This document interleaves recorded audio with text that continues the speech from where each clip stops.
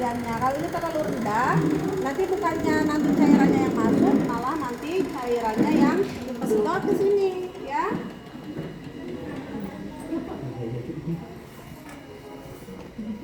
Nah, terus habis itu, ini untuk muncinya ya. Infuset ini. Ya, infuset ini ada makro, ada mikro. Kalau mikro dia ujungnya itu pakai jarum ini, tempat keluar tetesannya, ya. Nah, kalau makro ini kan enggak ya. Nah, kalau mikro dia 60 tetes baru dapat 1 mili.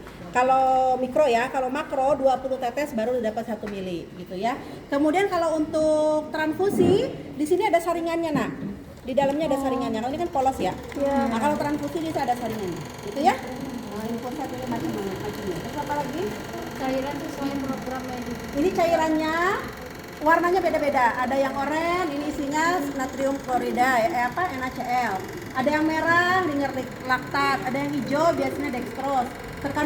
Tergantung kandungannya. Warna ini untuk memudahkan ketika dalam keadaan emergensi. Ketika kita lihat warna oranye dari kejauhan, oh itu kita udah tahu itu NaCl. Jadi cepat ngambilnya, gitu ya. Terus apa lagi? Jarum infus dengan ukuran yang sesuai. Mana jarum infusnya? Bokep di mana? Di dalam set infus. Tidak ada, Nak. Aboknya pakai satu, sayang. Mana aboknya? Penyimpan. Kalau wakbar malah dipasarin ke situ. Ini aboket ya. Ini juga sama, warnanya beda-beda. Hijau nomor 18, pink ini nomor 20, nanti ada yang kuning gitu ya, ada yang biru. Nah, ini juga sama untuk memudahkan ketika memilih butuhnya yang mana. Karena nanti sesuai kebutuhan. Kalau bayi nggak mungkin dikasih nomor 20. Dikasih nomor yang lebih gede lagi, yaitu 24. Nomor yang gede, ukurannya kecil-kecil. Ya. Nah, kemudian kalau mau transfusi darah, kasih yang nomor 18 yang hijau, yang gede jarumnya. Karena dia akan masuk sel-sel darah ke situ, ya.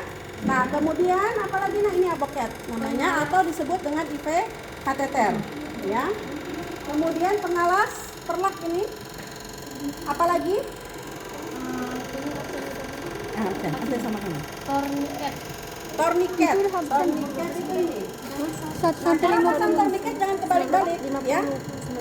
Nah, biasanya orang tuh bingung kalau pasang torniket di mana gitu. Posisikan ini di atas, ya. Jadi ketika dipasang seperti ini, kayak gini, ya. Posisinya ini di atas nih. Si karetnya ini taruh di bawah lengan pasien.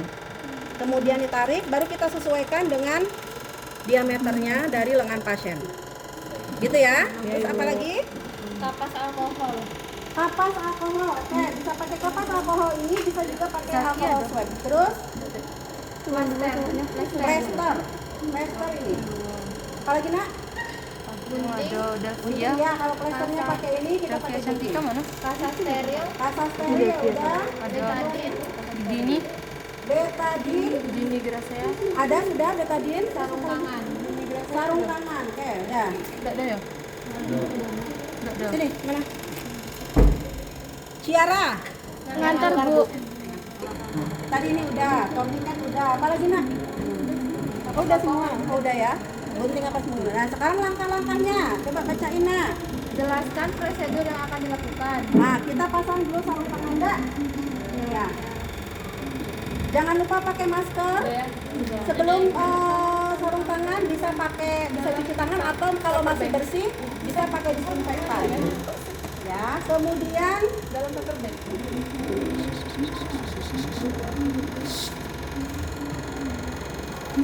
Mati ibu Adam.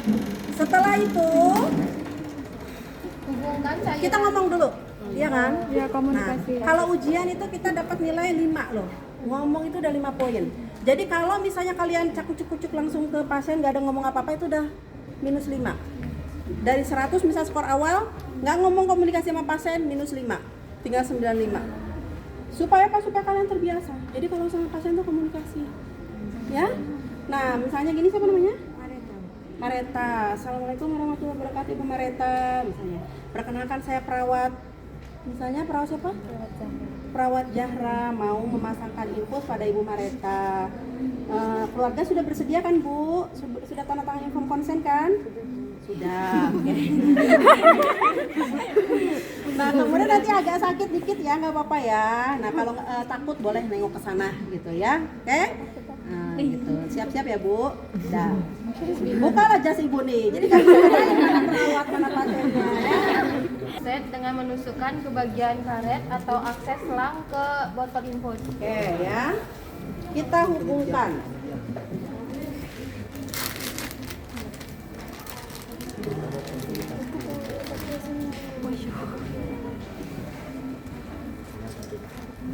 Ini satu ya Pak.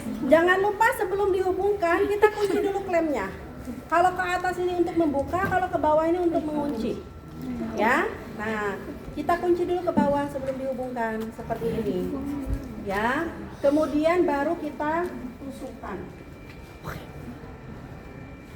Dibuka dulu segelnya, kita tusukkan. Ya. Kemudian kita isi chambernya sepertiga nak. Isi dulu. Oh, dipencet. Oh, dipencet-pencet isinya. Jangan kepenuhan, nanti susah lihat tetesannya. Oke, terus apa lagi? Isi cairan ke dalam set infus dengan menekan ruangan tetesan. Ah, kita isi ke infuset, ke selang infus, ya. Kita buka, tapi optimalkan bukanya supaya tidak banyak udara terjebak di dalam. Karena ini nggak boleh ada udara, ya. Kita buka maksimal. Nggak bisa. Oh ini. Nah, udah ya. Nah, setelah itu apa lagi nak? Letakkan pengalas di bawah tempat. Nah, tunggu dulu. Kita cek dulu. Mana tangan buat infusnya mana? Ini tangan itu. Nah, itu. Nah, kemudian kita cek nah, ada gelembung udara atau tidak? Gitu ya. Kalau ada gelembung udara kita hentikan sampai gelembung udaranya naik ke atas. Kok panas nih nyalain itu? Bisa nyala nggak? Nah, ini kalau misalnya gelembung udaranya di sini mengarah ke selang, kita alirkan lagi sampai gelembung udaranya keluar, gitu ya. Kalau dia posisinya di sini kita naikkan, kalau posisinya di sini lebih mengarah ke sini, kita turunkan, kita keluarkan, ya. Oke, ini jangan sampai menyentuh tiang infus ujung ini ya, hati-hati ya. Terus apa lagi? Letakkan pengalas di bawah. Letakkan pengalas seperti ini. Oh, nah. Ini di atas. Oke, lanjut. Lakukan pembendungan dengan torniket. Nah, pertama kita pilih dulu pembuluh darah, ya. Kita pilih pembuluh darah yang ini nggak kelihatan. Ada yang kelihatan nggak? Coba. Nah, coba kamu aja deh ya. Jangan yang miring seperti ini, ya. Tapi cari yang lurus, tidak bercabang. Nah, jangan oh ini di sini lurus, tapi kan di sini ada cabang, nggak boleh. Jadi harus yang lurus. Biasanya di sini ada nih, ini juga lurus ini, ya. Nah, kemudian jangan yang melewati ini. Misalnya di sini posisi nusuknya nggak boleh, karena nanti si jarum infusnya, aboketnya akan lewat ke sini, ke pergelangan, ketekuk-tekuk nanti. Jadi cari yang lurus dan tidak bercabang serta tidak melewati pergelangan tangan. Itu cara nyarinya ya. Nah, kemudian kita pasangkan torniket seperti yang udah Ibu sampaikan tadi. Ini posisinya di atas, seperti ini. Kemudian kita kencangkan. Posisi tangan pasien mengepal. Kencangkan tuh, tambah jelas kan? Kelihatan. Ya? Nah, ya. Nah, kemudian setelah itu apa lagi, Nak? Disinfeksi daerah yang akan ditusuk dengan kapas alkohol. Ini kapas alkohol. Disinfeksi dengan kapas alkohol. Nah, disinfeksi sekali gini ya. Jangan gini ya. Guys, jadi sekali gini. Nah, dah buang. Jangan pakai lagi. Dah. Terus Lakukan penusukan pada pena dengan meletakkan ibu jari di bagian bawah pena dan posisi jarum mengarah ke atas. oke. Nih, coba perhatikan jarum ini.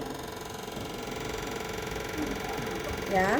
Nanti kalau misalnya jarumnya sudah masuk ke dalam darah, ini akan terisi oleh darah berwarna merah. Kemudian ini ada jarum, ada selangnya. Lebih panjang mana? Lebih panjang jarum apa selangnya? Jarum. Maka ketika kita masukkan, sudah terisi darah di sini, jangan berhenti dulu. Masukkan, didorong agak lebih sedikit lagi, kemudian misalnya udah masuk gimana nih? Misalnya ke sini ya, misalnya. Dia misalnya udah masuk nih jarumnya. Tek gitu kan? Ini otomatis sudah terisi darah. jangan buru-buru dicabut, ini dimundurin karena selangnya belum masuk nak. Iya kan? Karena dia duluan jarum tadi kan. Nah, jadi pastikan dulu kalau sudah masuk jarumnya seperti ini, selangnya didorong sedikit biar selangnya masuk. Nah, baru kita cabut, baru kita dorong. Paham ya? Kalau misalnya jarumnya udah masuk, masukin selang dikit, boleh nggak jarumnya nggak dicabut? Nggak boleh. Nanti kalau ditusuk gini bisa keluar lagi atau kemana-mana gitu ya.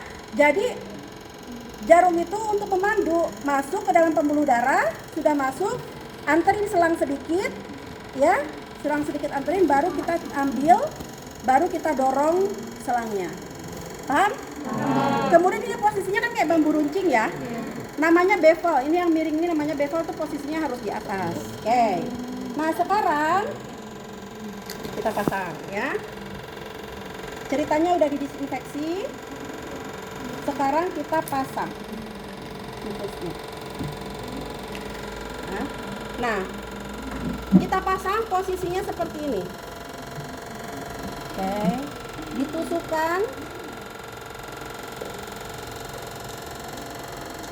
Ini kalau sama manusia lebih lembut ya, enak ya. Ini ngaret jadi agak susah. Nah, kalau sudah masuk, dorong sedikit, keluarkan besinya. Baru kemudian selangnya didorong ini. Ya. Kalau misalnya sudah seperti ini, sebelum membuka jarum ini kita pencet dulu nih. Ya. Kalau enggak nanti beberan darah ke sini.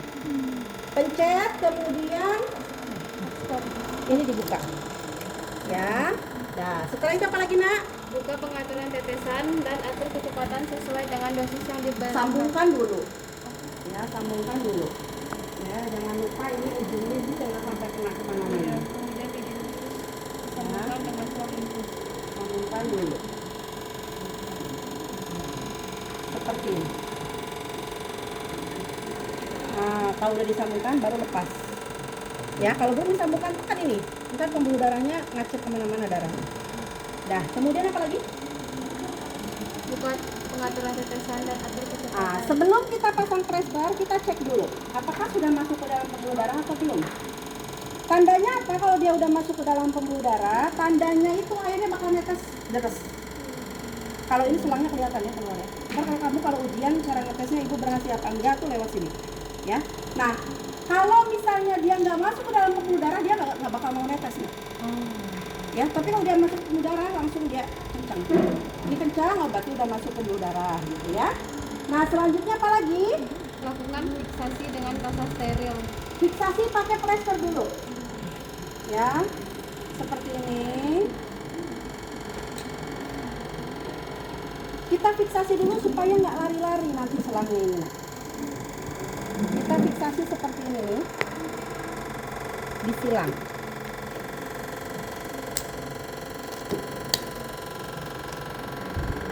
Di X seperti ini.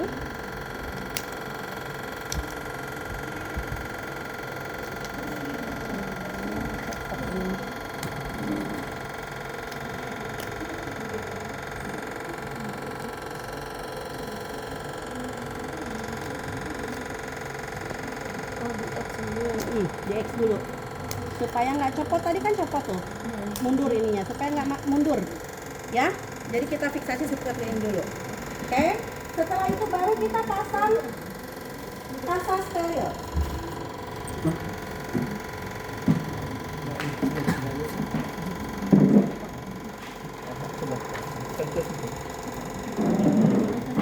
Kita kasih alkohol dulu ya, seperti ini. Kemudian ditempatkan di tempat masuknya tadi aboket ya, seperti ini. Yang itu nggak bisa nyala AC. Nah, kemudian baru diberi lagi perban di atasnya.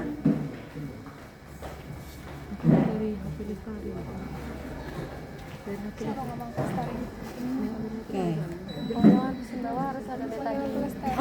Harus ada betadine yang bawah karena untuk apa? Antiseptik.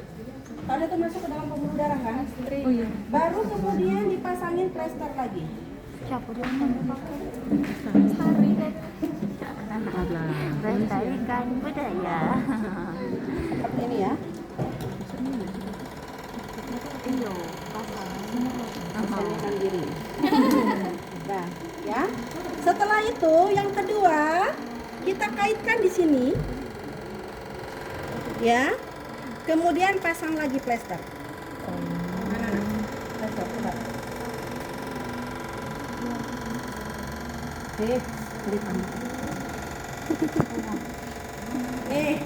On deh. Ya. Nih, jadi ini kita pasang lagi. Kayak seperti ini. Nah, gitu deh. Nah, baru kita atur tetesannya sesuai dengan arahan dokter.